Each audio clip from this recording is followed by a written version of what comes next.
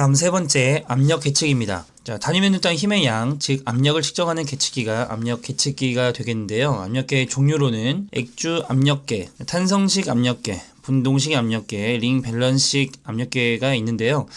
액주 압력계와 탄성식 압력계가 많이 사용됩니다. 액주 압력계라고 하는 것은 관 또는 용기 내에 유체 압력을 그와 접속한 가는 가스 간의 액주 높이로 측정하는 압력계로 가장 기본적인 압력계 종류라고 보시면 되겠습니다.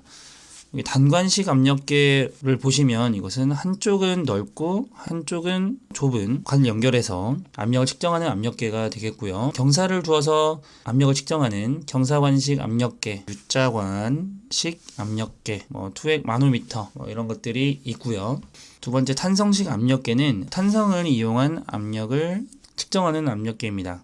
이것은 종류가 자주 출제가 되었는데요. 벨로즈 압력계, 부르동관 압력계, 다이어프램 압력계 이렇게 세 가지 종류가 대표적으로 있습니다. 이 탄성식 압력계라고 하는 것은 내부에 탄성 소자가 있는데 이것이 변형하는 것을 가지고 내부 바늘 지침을 변환을 시켜주는 것입니다. 자, 그럼 이 내부 탄성 소자가 이 압력에 의해서 그 압력만큼 변형이 되겠죠. 그 변형량만큼 바늘 지침으로 변화를 시켜주면 우리가 얼마만큼의 압력이 가해졌는지 측정을 할 수 있게 되는 거죠. 그래서 이 벨로즈 압력계와 부르동관 압력계, 다이어프램 압력계 이렇게 세 가지로 분류를 할 수 있겠습니다. 벨로즈 압력계를 다시 보시면 이 벨로즈 압력계는 주름진 실린더형으로 생긴 그 금속 플라스틱을 얘기를 하는데요.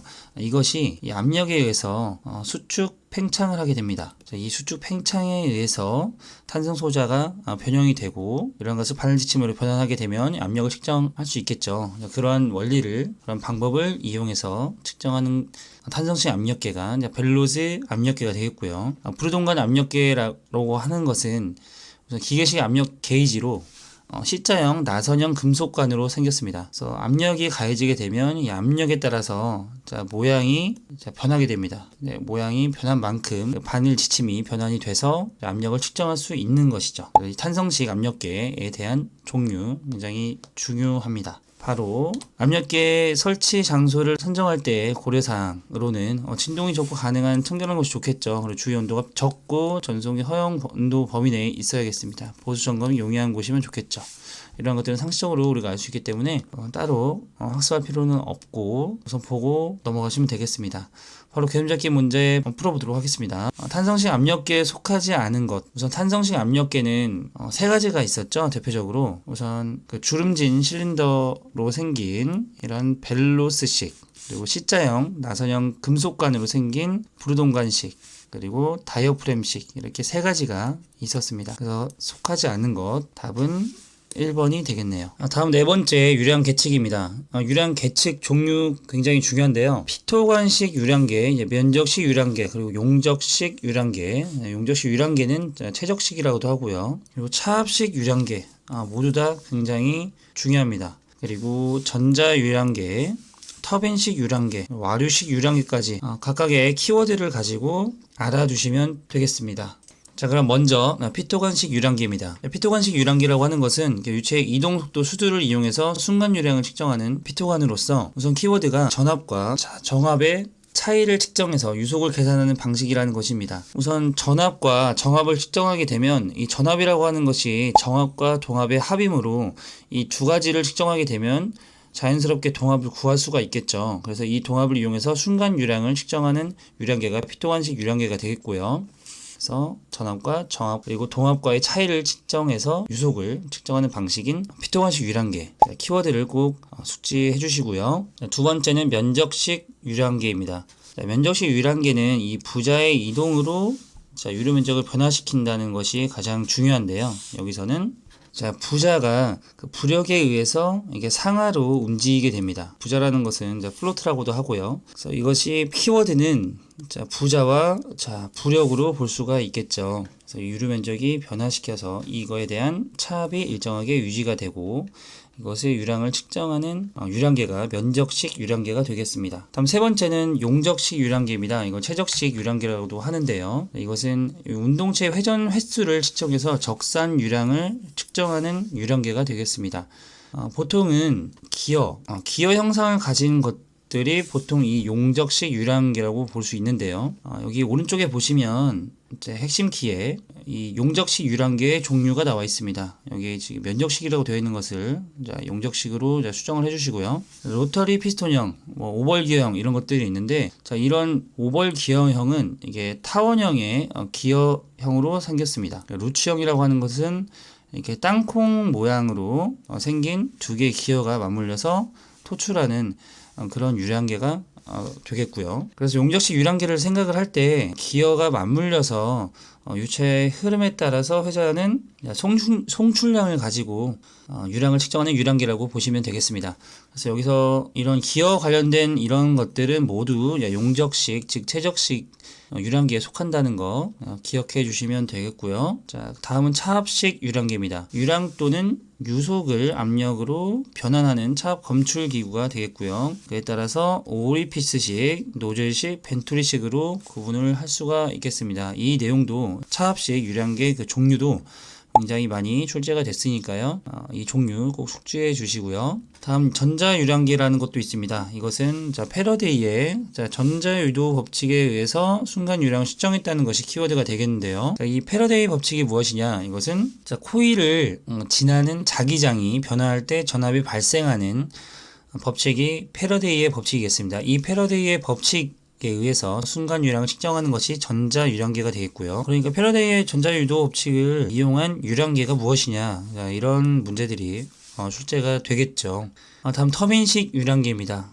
터빈식 유량계라고 하는 것은 이제 회전자 날개를 설치해서 하는 것인데, 터빈식 유량계와 이 면적식 혹은 용적식 유량계와 특징을 비교하는 문제가 간혹 출제가 됩니다. 그래서 터빈식 유량계와 이 용적식 유량계의 특징을 비교하는 내용을 우리가 숙지를 해야겠죠. 우선 참고 부분에 가시면 터빈식 유량계 특징이 있습니다. 우리가 쉽게 기억을 하려면 우선 터빈식 유량계는 회전자 날개를 가지고 유량을 측정합니다. 그리고 용적식 유량계는 기어 같은 것들로 우리가 유량을 측정을 합니다. 그러면 보통 우리가 이렇게 생각해 주시면 더 좋을 것 같아요. 회전자 날개를 설치해서 하는 터빈식 유량계 같은 경우에는 이렇게 압력 손실이 굉장히 적다고 보시면 좋겠습니다. 왜냐하면 우리가 기어는 두 개가 맞물려서 움직이게 되죠. 그래서 그냥 회전 날개가 회전하는 이런 터빈식 유량계보다는 손실이 좀 있을 수 있겠죠. 그래서 이 용적식 유량계보다 압력 손실이 작다라는 특징을 가지고 있고요. 내구력이 있고 수리가 용이하다는 특징도 가지고 있습니다. 기어 같은 거는 맞물리는 것이 많기 때문에 수리가 용이하지 않다고 볼 수가 있겠죠. 그리고 용적식 유량계에 비해서 소형으로 우리가 만들어낼 수 있습니다. 그리고 구조가 간단하죠. 기어는 이 터빈식 유량계에 비해 구조가 좀 복잡할 수 있습니다. 그리고 비용도 당연히 저렴할 수 있고요. 그래서 이런 내용들을 우리가 터빈식 유량계는 일반적으로 그 회전 날개 하나 가지고 회전을 하면서 유량을 측정하는 그런 구조. 용적식은 두 개의 기어를 가지고 맞물리면서 유체의 토출량을 가지고 유량을 측정하는 유량계이므로 이 두 가지의 특징을 비교하는 그런 연습을 해주시면 이 관련된 문제는 어렵지 않게 풀 수 있을 거라고 생각이 듭니다. 마지막으로 와류식 유량계입니다. 이 와류식 유량계에서는 가장 큰 키워드가 이 유량에 비례한 주파수로 최적 유량이 측정 가능한 유량계라고 하는 것이 키워드가 되겠는데요. 이렇게 주파수가 키워드가 되겠습니다. 주파수가 나오면 이 와류식 유량계로 우리가 생각해 주시면 되겠습니다. 자, 위에 사이드 부분에 이제 면적식 유량계 특징도 좀 알아두시면 좋겠고요. 그래서 여기서 유량 계측기가 굉장히 출제가 많이 됩니다. 그래서 이 종류라든지 각각의 특징이라든지 그리고 면적식 유량계의 특징이라든지 터빈식 유량계의 특징과 용적식 유량계의 특징을 비교하는 것, 이런 것들 잘 알아두시면 되겠습니다. 자, 바로 개념 잡기 문제 풀어보도록 하겠습니다. 자, 일반적인 터빈식 유량계의 특징으로 틀린 것은, 자, 우선 우리가 좀 전에 터빈식 유량계와 그 용적식, 즉 최적식 그 유량계를 비교를 할 때 터빈식 유량계는 회전 날개로 회전하면서 유량을 측정한다고 했었고요. 자, 용적식은 이 기어와 같이 두 개의 기어를 맞물리면서 유량을 측정한다고 말씀드렸었죠. 그래서 이거를 두 개를 비교를 할 때 내구력을 따지면 터빈식이 내구력이 더 높다, 그리고 수리가 용이하다라는 특징이 있었고, 용적식 압력계보다 압력 손실이 작다라는 특징을 가지고 있었습니다. 용접식 유량계에 비해서 이것은 소형이죠. 소형이고 구조가 간단하고 비용이 많이 소요되지 않고 적게 소요된다는 특징을 가지고 있었습니다. 고온 저온, 고압의 액체나 식품약품들의 특수 유체에도 사용되는 특징을 가지고 있었죠. 그래서 답은 3번이 되겠고요. 이러한 것들은 방금 설명드린 것처럼 그 터빈식 구조를 떠올려서 그리고 용접식, 최적식, 이 압력계의 그러니까 유량계죠. 유량계의 구조를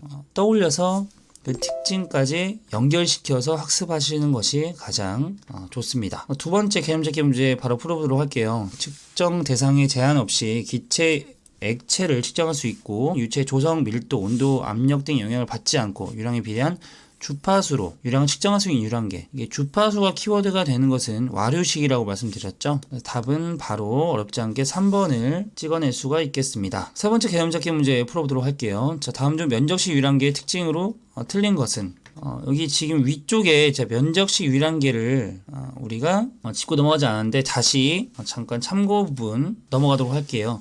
여기 특징 부분을 보시면 가장 중요한 부분이 이 부식성 유체 특정이 가능하다는 거.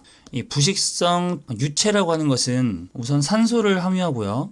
자, pH 값이 낮은 유체를 부식성 유체라고 합니다. 보통 pH 값이 낮은 것이 보통 산성에 해당하겠죠.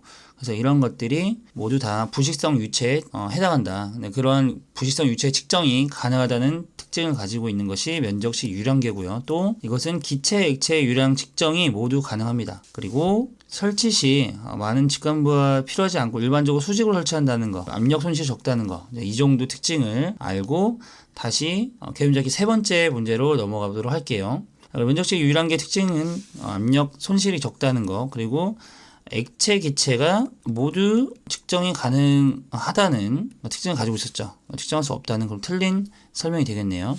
부식성 유체, 산소를 함유하고 있고 pH 값이 낮은 그런 유체인 부식성 유체 측정이 가능했었죠. 그리고 기포가 들어가면 오차가 생기면 기포 빼기가 필요하다. 이런 것들은 상식적으로 우리가 알아낼 수 있는 내용들이었습니다. 그래서 답은 2번이 되겠네요.